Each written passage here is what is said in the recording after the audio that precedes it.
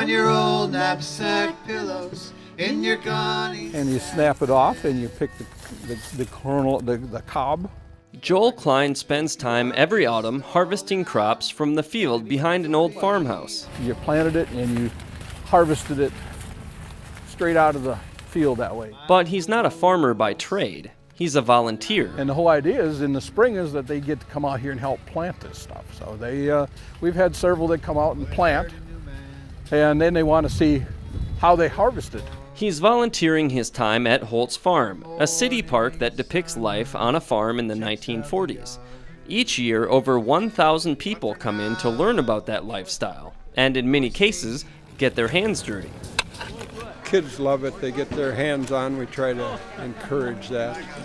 And we told them to come back after they involved in planting it, to come to the fall event where they can see that potatoes grow in the ground, not just come from Cub or Rainbow or some of those. Now you take this corn and it will be shelled. The kernels all come off, and you take the corn off and you grind it up, and then you feed the animals with it. So that's the sequence of food. And then of course you harvest the animal, either the chickens, you get the eggs out, the cows you get the milk from, but this is their food. This is not people food. For people food, visitors go to the old farmhouse to witness it being made from scratch, including butter churning and homemade bread. Everything comes from the store. You don't get anything from the garden. So we're trying to show them what they can get from the garden. I just had a nice young gentleman help me make applesauce. He didn't know how before. While the harvest is the main attraction, the farm animals also get a lot of love from attendees.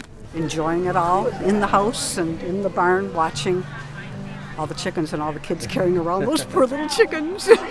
An event this big wouldn't be possible if it weren't for the dozens of people volunteering their time. And we are Eagan Fun Fest ambassadors, so we're just helping out with some pony rides and welcoming guests and having a good time. Getting to know our community better, and we always have fun with it. Just like working with all the kids, it's so much fun. And thanks to the hard work of dedicated volunteers like Joel, new generations are learning to have an appreciation for where their food comes from. Out here planting in the spring, and they were out here watching it grow, and then came back in the fall and picked it. They got the full experience of how the rotation of food comes. And all, it just has been a fabulous experience in teaching people where their food comes from and how it's grown and how it's harvested. Come on out and enjoy it, and bring the kids, grandkids.